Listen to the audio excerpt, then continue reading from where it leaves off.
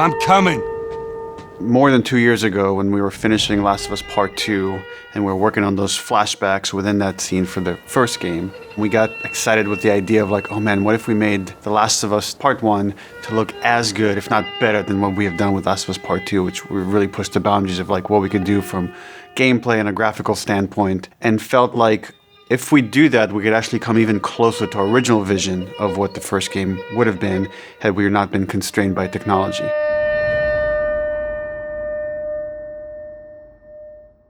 The original creative vision of The Last of Us, I think in a lot of ways was larger than what the PlayStation 3 was capable of. The tech of the PS5, it's like an open box of tools and goodies that we can play from and draw from. The 4K, HDR, improved haptics, 60 frames, help us to reimagine The Last of Us. It gave us opportunities to rebuild our characters at the highest fidelity. Not only are the characters more detailed, I mean down to the irises and the pupil depth. You know, you fall into the eyes of the characters. Aside from that, the facial animation is just way more believable. Like all the nuances, all the little subtle reactions, glances, glares, right? Like you get all of it almost closer to sort of the original performances. So no matter what, you stick to me like glue. Like glue. Like glue. Got it. Good. We are able now to not only just have the highest fidelity characters in the cutscene, but also in gameplay. It's the same character, so now we can do these seamless transitions in and out. Every part of the game has benefited from seamless transitions and emotional scripting. Pretty good, huh? Our stories happen in gameplay, on a stick. She knew my mom. All this stuff is designed to keep you constantly in this world. Riley, come here. Now you got this, go.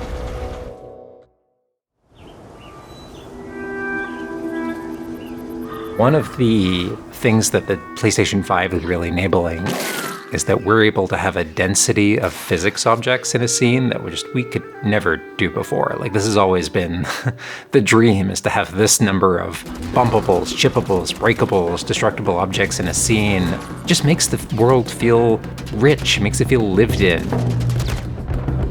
Materials can have the properties that you'd expect.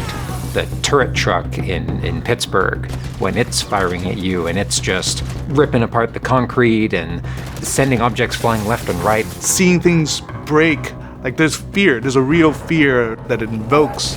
And it's giving us a much more dynamic range of gameplay to play with. Surround him! Our AI tech has just increased incredibly. What we were building the basis off of was The Last of Us Part 2's AI. And it has sophisticated systems for things like the fundamental knowledge model of how these NPCs perceive and understand what the player is much more sophisticated.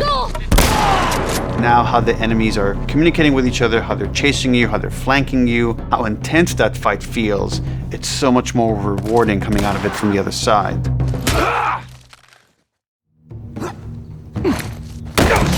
Get out! One of the other big AI improvements is the buddies. The buddies technology that we developed for The Last of Us Part 2 has this very sophisticated understanding of like, okay, this is where the enemies can see their exposure. We not only have exposure, we have future exposure. So buddies can know, okay, that enemy is walking forward and they're about to round this corner. So in 3 seconds, that corner is going to be exposed. So I'd better move now to avoid this enemy seeing me. This really lets the buddies make very complex decisions and maintain that feeling of stealth much more believably. Another big enhancement to the gameplay is that we have this technology called motion matching. Motion matching is this technology that's basically using logic that tries to match the desired movement to a bucket of hundreds of animations.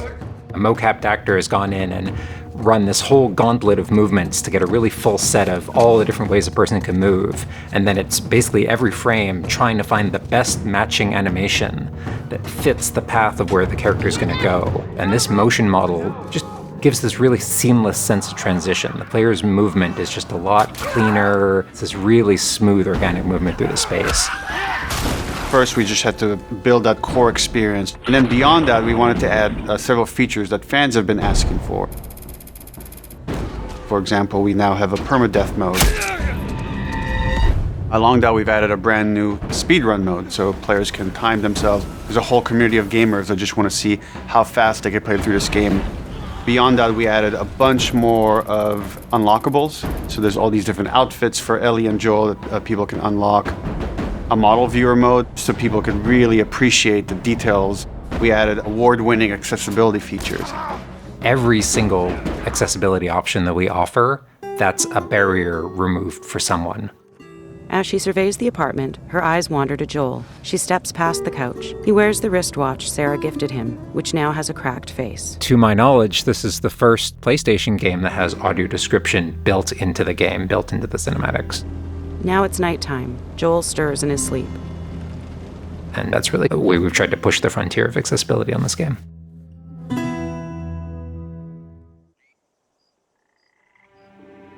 So much of the identity of The Last of Us is the world.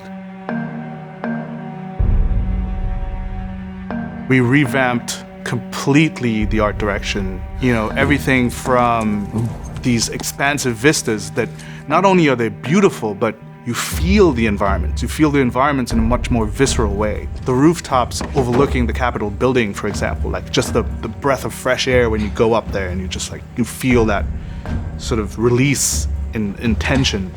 And then, you know, to juxtapose that down in the tunnels in Wilds, and you get that dank, flooded tunnel feel, that humidity, you can actually feel it. All these environments are just completely reimagined.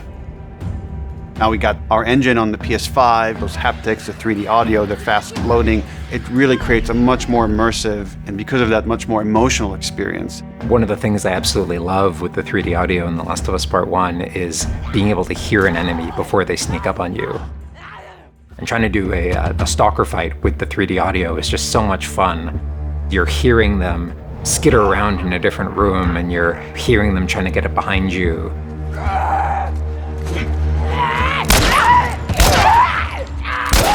Having that two-part reaction of like hearing, turning, seeing, reacting, it's just really heightens that sense of just being grounded. You are in this character, you are in this world. Now, with the PlayStation 5, the amount of control that developers have over the DualSense, it's really, really cool. All the guns in the game have a variable amount of resistance on the triggers when you aim them. The way it works with the bow is that at the very beginning, when they're starting to draw the bow, there's a little bit of resistance. And then as the bow gets tauter and tauter, the amount of resistance is increasing. And then when you release the bow, you're also getting that resistance going out of the trigger. When you are aiming and firing the shotgun, you're going to get a haptic vibration on the shot. And then what I think is one of the ways that the DualSense really advances things is you're going to get a haptic vibration on the pump of the shotgun. And what's much more sophisticated about that on the DualSense is that in effect has a little like speaker in it. And it's playing an audio file that comes through in the vibrations. And those two beats is what you're going to feel on the controller. Looks like a good spot.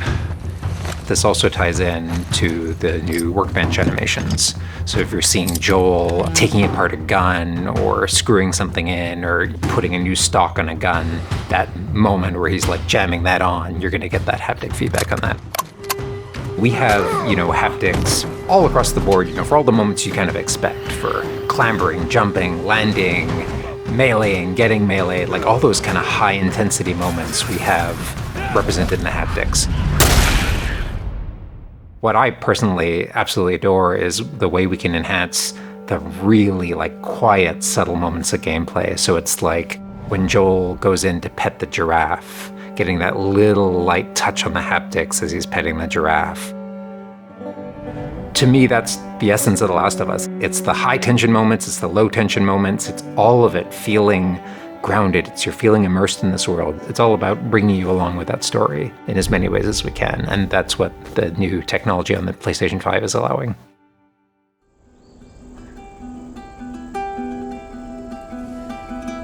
Was that everything you hoped for? Jury's still out. There's something special about that core experience of playing as Joel and Ellie on this journey, then to take that experience and really honor it and keep the authenticity of it, but elevate it in every way possible, whether it's pipeline, whether it's art direction, whether it's a technology, everything that allows us to make that experience better. Not different, extremely better. That's why, to me, this is the definitive way to play The Last of Us.